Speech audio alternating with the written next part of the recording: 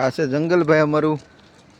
જો આ સામે પવન ચક્કી છે ને આની અંદર અમે હાઉસ ગોતવા નીકળ્યા છીએ. આ અમારી ભેગા મહેશભાઈ છે.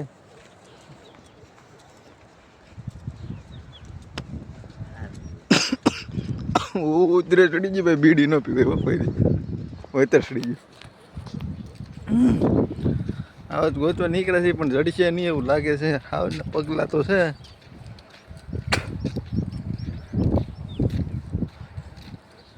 પછી કાં લઈ જાવ તારે મને? હા અંદર જઈ